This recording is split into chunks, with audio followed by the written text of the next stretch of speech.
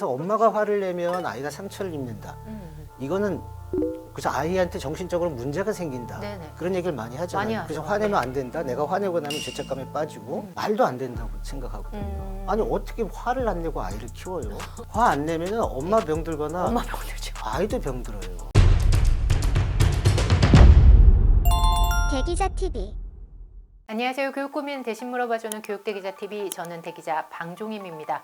오늘은 30년 경력의 정신과 의사 선생님과 상담실에서 만난 학생의 고민, 학부모님의 고민, 선생님의 고민에 대해서 알아보도록 하겠습니다.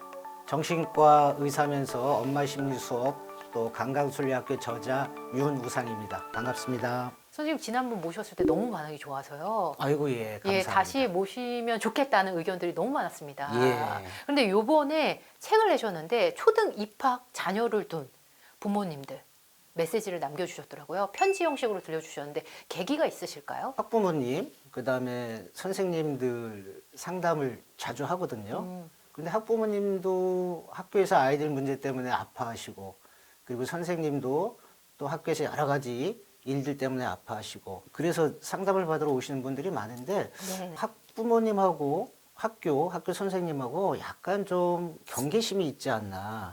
그런 네. 것 때문에 서로 갈등도 있고 문제도 있고. 교육의 주체가 셋인데 셋 다 아파하고 있다. 예, 마음을 들여다보니까 너무 힘들어하고 있다. 예. 경계심이 구체적으로 뭘까요, 선생님? 어떻게 보면 불신이라고 할까요? 서로에 대한 불신. 예, 학부모님은 학교 또는 선생님에 대한 보이지 않는 불신, 또 선생님도 학부모님들에 대한 어떤 불안감, 예. 혹시 어떤 민원이 오진 않을까. 늘 전전긍긍하고. 예, 그러면서 그런 어떤 불안한 마음들 속에서 네네. 아이들도 네. 손해를 보는 것 같아요. 선생님이 적극적으로 아주 그 에너지 있고 열정 있게 아이들을 만나지 못하게 되고, 네네. 또 학교에서 무슨 일이 일어나면 학부모님은 또 불안해가지고 학부모님이 또 학교에서 어떤 일들을 처리하려고 하고, 네. 그러다 보니까 그 중간에서 아이들이 오히려 더 상처를 많이 받는, 우선은 그런 과정 속에서 학교에서 선생님이 아이들을 제대로 훈육하지 못하는 거. 훈육하지 소위 못하는 얘기해서 거. 인성교육이라고 얘기할 수 네네. 있거든요. 아이들을 예. 야단치고 예, 예. 문제 행동을 조정하고, 그런 행동들이 못하게 되니까 사실 초등학교 아이들은 초자가 중요하거든요. 초자, 네. 초자라는 것이 나한테 해가 되는 행동을 안 하고 남에게 해가 되는 행동을 안 하는 능력이거든요. 그런 정신 건강인데, 학교 생활에서 공동체 생활을 하면서 아이들이 어떤 문제 행동을 할 때 그것을 학교 선생님이 통제하고 교육시켜서 아이들의 행동을 조절시켜 줘야 되는데, 네네. 그게 까딱 잘못하면 아이들의 심리적인 상처나 또는 어떤 인권의 문제나 예, 예. 어, 강압. 예, 한다고. 요렇게 되기 예. 때문에 선생님이 그런 어떤 훈육의 폭들이 이제 적어졌죠. 말씀하신 것처럼 아이들한테는 훈육을 통해서 초자를 어느 정도 이건 되고 안 되고를 배워야 하는 시기인데 초등학생이. 그렇죠. 근데 선생님이 멈칫멈칫 할수록 그러면 그것을 적당히 배우지 못하고 성인으로 될 수도 있겠네요. 그렇죠. 그래서 초등학교 고학년만 돼도 쉽게 얘기해서 말을 안 타는 거죠. 선생님 말을 안 타는 것뿐만 아니라 부모님 말도 안 수도. 타게 되는 예. 거거든요. 왜냐하면 야단 맞고 혼나고 이런 행동을 하면 안 되는구나라는 것이 학교에서 배워야 될 게 있거든요. 집에서 배워야 될 게 있고 또 학교에서 공동체 생활에서 배워야 될 게 있는데, 그게 그런 기능이 지금 안 되고 있죠. 없어지니까 예. 이제 이런 아이들이 초등학교 고학년이나 중학교 올라오면서 문제 행동들이 일어나거든요. 이런 친구들이 사실 상담실에 많이 와요. 근데 아이들이 우리가 보통 얘기하는 나쁜 애가 아니에요. 네. 그런데 그런 어떤 내가 이런 행동을 하면은 안 되는구나, 혼나는구나 하면서 자기 행동을 스스로 조절할 수 있는 능력이 있어야 되는데, 그런 것을 훈련받을 기회들이 없어진 거죠. 초등학교 때 그런 훈육이 잘 이루어져서 초자 형성이 잘 된다면 상담실을 찾는 아이들이 또 상당히 줄어들 텐데, 그게 안타까운 거예요. 예, 뒤늦게 그 시기에 배워야 될 그렇죠. 것을 못 배웠기 때문에 예, 예. 뒤에 일이 터지고, 그러니까 천성이 나쁜 아이거나 아니에요, 이러진 아니에요. 않은데 아니에요. 그 시기에 배워야 될 것을 못 배운 게 안타까운 그렇죠. 것 같다. 초자가 두 가지라고 얘기했는데, 하나는 나한테 해가 되는 일을 안 하는 능력. 막 초콜릿을 막 많이 먹고 싶은데 엄마가 그거 많이 먹으면 너 몸에 안 좋아. 아, 그렇구나. 이건 먹으면 안 되는구나. 라고 배우는 거잖아요. 그런데 또 하나는 남에게 해가 되지 않는 행동인데, 집에 있을 때 남에게 해가 안 되는 행동은 별로 없거든요. 예. 별로 없잖아요. 그렇죠. 가족, 학교에서 공동체 사회생활 속에서 네. 많이 나타난단 어, 말이에요. 어. 그러니까 남에게 해가 되지 않는 행동은 공동체 생활 속에서의 초자 능력은 선생님이 해야 된단 말이에요. 근데 그런 기능을 제대로 하기 어려운 환경이 됐기 때문에 예, 예. 공동체 생활에서 남에게 해가 되는 행동에 대한 네. 조절력이 떨어져 버리는 거예요. 선생님 그러면 학교에서 훈육을 제대로 하기 어려운 그 환경이라고 하셨는데 그 환경의 영향은 학교에서의 뭐 규율일까요? 어떤 부분일까요? 좀 근본적으로 따지면 두 가지로 저는 이제 생각을 해보는데, 하나는 심리학이 너무 예. 자녀 교육에 깊이 들어가 있어요. 심리학이요? 예, 심리학이 자녀 어. 교육에 도움이 되는 게 아니라 예. 지금 오히려 심리학이 과잉으로 인해서 해가 되고 있어요. 선생님 어떤 의미실까요? 예를 들어서 구체적으로 엄마가 풀어주시면. 화를 내면 아이가 상처를 입는다. 그래서 아이한테 정신적으로 문제가 생긴다. 네네. 그런 얘기를 많이 하잖아요. 많이 하죠. 그래서 화내면 네. 안 된다. 내가 화내고 나면 죄책감에 빠지고. 저는 그거는 말도 안 된다고 생각하거든요. 아니 어떻게 화를 안 내고 아이를 키워요? 맨날 내고 있습니다. 그죠? 근데 엄마가 화를 냈다고 아이가 정신적으로 이상해진다? 우리 다 이상해졌나요? 우리 엄마 때, 우리 부모님 때는 얼마나 야단치고 그랬어요. 아, 이것처럼 심리학이 아이가 정서적으로 무슨 엄마가 화를 내서 아이가 주눅 들었다? 그럼 아이가 주눅 든 아이가 된다. 이건 말이 안 되는 거죠. 근데 그게 엄마도 화를 안 내려고 하는데 학교에서 선생님이 아이한테 화를 내봐요. 예. 엄마는 이제 더 문제라고 생각을 어, 하는 거죠. 네네. 선생님이 화냈어? 아이가 상처 입었어? 정서적으로 트라우마를 입었어? 이건 큰일이야. 하고 네. 당연히 선생님한테 민원이 들어갈 수뿐이 없죠. 요즘에 환경이 그런 것 같아요. 그러니까 이제 엄마도 그런 거에 민감하고 선생님도 함부로 야단치기가 어려운 거죠. 그러면 아이의 정서를 위해서 우리가 너무 신경을 많이 쓰다 보니까 이런 일이 나타나는 거예요. 그렇죠. 아이한테 화 안 내고 어떻게 키워요? 예. 말도 안 되죠. 요즘에 참으시는 분들 많으신 것 같아요, 선생님. 화 안 내면은 엄마 병들거나 엄마 병들죠. 아이도 병들어요. 아이도 병들까요? 부모가 화를 안 내는데 긍정적이지 않을까요, 선생님? 화가 나면 화를 내야죠. 그게 감정적인 교류잖아요. 엄마가 화 안 내면 아이도 네. 배워가지고 화날 때 화 안 내고 꾹 참고 살아요. 어떻게 세상이 그래요. 아이의 마음을 읽어줘야 된다는 얘기들이 많이 하잖아요. 어떻게 생각하세요? 마음을 어떻게 읽어줘요? 그 글씨예요. 아니 아이 마음 읽어주기 전에 남편 마음을 먼저 읽어주세요. 남편은 먼저 아내 마음을 읽어주고 아이 마음을 어떻게 읽어줘요? 그런데 왜 아이 마음을 읽어줘야 한다는 이 그게 트렌드가 심리- 생길까요? 그게 심리학의 저는 과잉이라고 생각돼요. 마음을요 느껴주는 거죠. 마음을 읽어준다는 단어조차가 상담적인 얘기예요. 마음을 읽어준다는 거에 대해서 의문점을 가져보지 않으셨어요?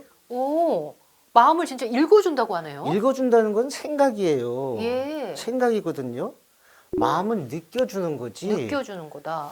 제 마음이 이렇구나라고 슬프면 슬픔을 느껴주는 거죠. 예예. 화나면 저 자식 화냈구나라고 이렇게 같이 느끼는 거지.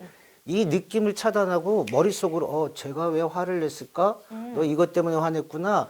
내가 생각할 땐 넌 이것 때문에 화났어. 이거는요 아이가 감정적으로 막 올라오는데 엄마는 감정을 차단하고 너 화났구나 하고 이성적으로 아이를 대하는 거예요. 감정으로 대해야 되는데. 그렇죠. 어, 근데 자꾸 읽어주려고 하니까 생각을 한단 말이야. 얘가 왜 이럴까? 왜 이럴까? 느끼는 게 아니라 그러면 이게 그거- 더 극심해지면 어떻게 될까요? 차단되는 거죠. 아이랑 감정 교류가 교류가 안 차단되는 되고? 거죠. 아이가 막 슬퍼하는데 너 이래서 슬프구나.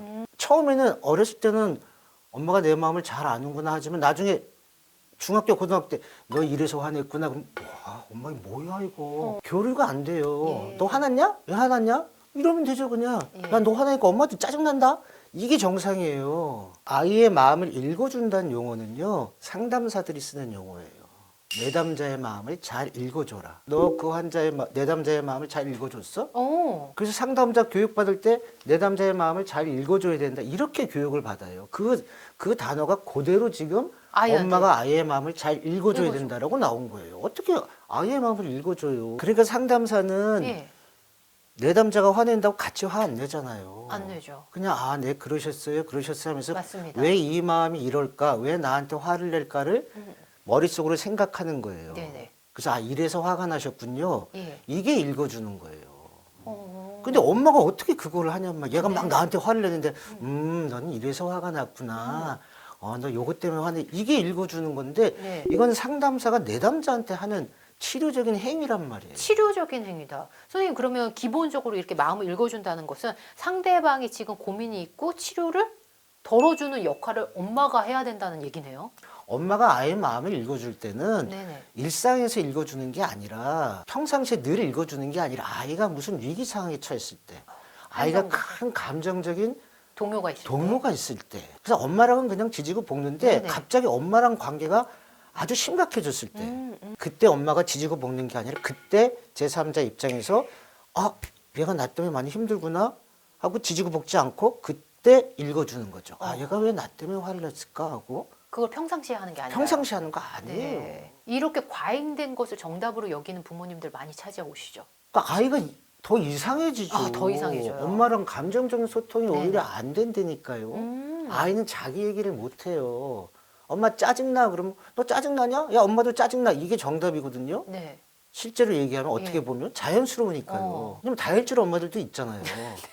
근데 대한민국은 지금 다혈질 엄마고 뭐고 다 나쁜 엄마가 돼 있어요. 다혈질 엄마가 아니라 나쁜 엄마로. 엄마 짜증나 그러면 너 이래서 짜증났구나. 읽어줘요. 아이가 엄마랑 대화가 되겠어요? 읽어준다는 건 뭐예요? 상담자 역할이에요. 상대방은 내담자 역할이에요. 벌써 이 대등하지 않은 관계예요. 엄마가 이렇게 읽어주는 것을 자연스럽게 인식하는 부모님의 경우 학교에서 우리 아이의 마음을 읽어주지 않으면 선생님에 대해서 원망을 갖기 쉬워지는 거잖아요. 선생님. 그러니까 예. 민원을 놓을 때 이렇게 선생님 우리 아이 마음 좀 읽어주세요. 이렇게 얘기를 해요. 선생님이 어떻게 읽어줘요? 뭐 책이에요 읽어주게. 아이가 막 나쁜 짓 하고 막 애들 막 힘들게 하면 야 하지마 이래야지. 너 이렇게 해서 너 그런 행동을 하는구나 이렇게 읽어주나요? 말이 안 되잖아요. 상담사가 아니신데. 아니죠. 네. 그런데 만약에 아이가 막 우울해하거나 너무 힘들어하거나 네, 친구들이랑 사이가 안 될 때 그때 이제 얘를 불러서 선생님이 그때는 상담자 역할로 아이의 마음을 그때 읽어주는 거죠. 막 안 좋은 행동하는데 걔한테 마음을 어떻게 읽어줘요? 그냥 그 현장에서 스톱시키고 야단쳐야죠. 네. 저는 심리학이 너무 지금 자녀 교육에 너무 과잉되게 들어와가지고요. 네. 엄마가 엄마 노릇을 못하게 만들고 있어요. 부모가 부모 노릇을 못하게 만들고 있어요. 그래서 부모한테 죄책감만 더 심어주고 있어요. 엄마가 야단치고 화내고 그러면은 나 때문에 아이가 무슨 문제가 있다고 생각을 하고 그러니까 야단 덜 못 치게 되고 참다가 계속 참을 수 있어요? 폭발하죠. 예. 한번 폭발하면 과잉되게 오히려 더 참았던 게 과잉되게 화내고 나면 또 자책하고 그냥 자연스럽게 야단치고 화내고 아이랑 지지고 볶고 편안하게 생각하면 되는데 이것이 아이의 정서에 문제가 된다. 아이한테 무슨 심리적으로 트라우마가 된다. 엄마 노릇 못한다. 그게 나는 지금 자녀 교육의 제일 큰 문제라고 생각을 하고 예. 그것이 학교까지 연장이 되니까 선생님한테 조금만 야단 먹거나 뭐 그러면 또 친구들 사이에서 무슨 갈등이 있으면 내 아이가 정서적으로 트라우마 받은 게 아니냐 이러고 학교에다 민원을 놓고 학폭위로 넘어가고 그러면서 오히려 작은 일들이 큰 일이 되는 거예요. 아이들의 성장 속에서 그 경험 속에서 성장해야 될 자연스러운 경험들을 심리적인 상처라고 해서 더 크게 일을 만든단 말이에요. 그 상담소에서 오는 아이들이 이제 엄마랑 상담할 때 아이들이 얘기한 두 가지가 있어요. 너무 잘해주니까 아이가 큰 다음에 이제 대학생들 상담도 하잖아요. 걔가 와서 하는 얘기가 엄마가 그때 이걸 해줬어야 되는데 안 해줬다. 남들은 이것도 해주는데 당신은 그걸 안 해줘서 내가 이렇다. 또 한 가지는 엄마가 나를 너무 이렇게 해가지고 내가 이렇게 됐다. 대기자 TV